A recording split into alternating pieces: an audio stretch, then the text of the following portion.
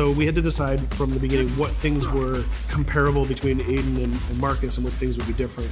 We focused on parkour. We wanted Marcus to be a lot better at parkour than Aiden.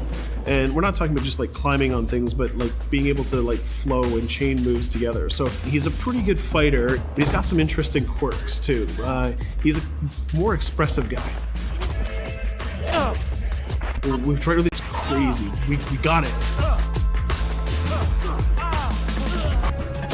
The new idea for hacking in Watch Dogs 2 is to let the player create his own solutions. We're adding a lot more depth to hacking. So you have a lot more control, a lot more flexibility in how you hack the world. So one big category of hacking in Watch Dogs 2 is the entire branch of pushing remote controls to its limit. One of the big things on Watch Dogs is hacking vehicles. I think this is a real game changer because vehicles are everywhere in the world, and if you can hack into the drive system of a car, you can pretty much drive it wherever you want. So making sure if you see a forklift in the world, it shouldn't be a forklift. You can just like move the box up, down. You should, just like a camera, press a button and become that thing.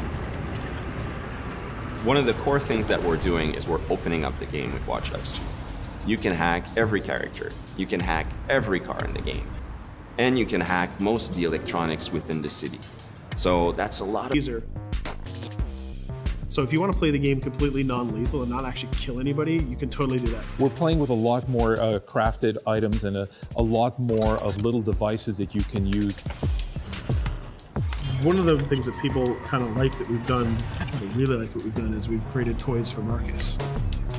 He has an RC jumper. It's got little wheels, and it's even got this little robotic arm that he can sort of deploy, and he can interact with things. He can unplug things and replug them and take out screws. It's a neat little toy.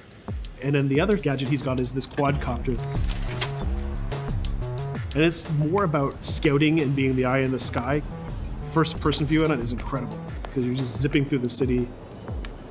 It feels like you're flying. Well, you are flying. In multiple ways. For example, I could hack one person and distract them, have their phone ringing so they look at their phone to create a distraction.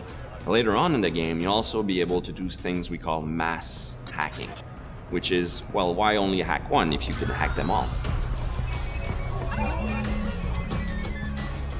There's one thing that I really believe about Watch Dogs players is that there is no Watch Dogs player. There are many types of Watch Dogs players. You should be deciding how you want to play the game.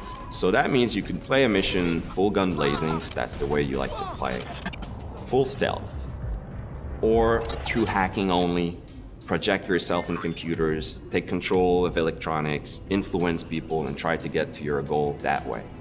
We try to really support all players' types across all different styles of play, and also allow players to combine and mash these styles and play together too. If you've been playing a certain way for a while, we want the game to kind of challenge you to try different things, but also not force you into playing the game a certain way.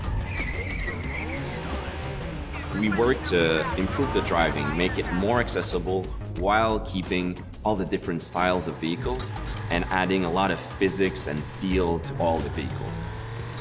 So we keep the depth, but have more accessibility. The team is super happy with the result we've had, and I hope gamers will be just as excited.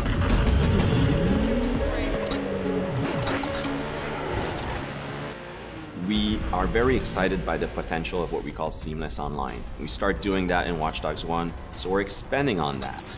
We cross path with friends in the city.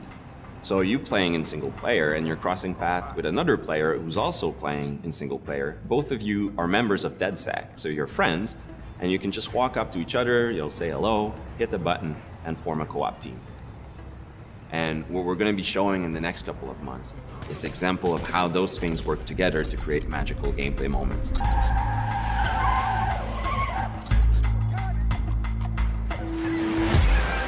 The city of San Francisco and the whole Bay Area is exciting. It's vast. You're going to find a ton of things to do that are unique to you.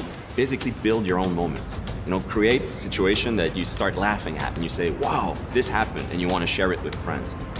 You don't want to just be like a roller coaster or a theme park ride where I go through all the same beats as everybody else.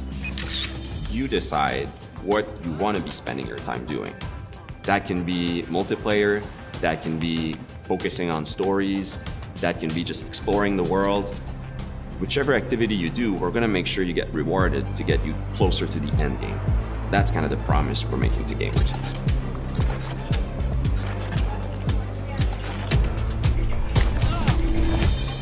You always know it when something starts to click, it starts to work.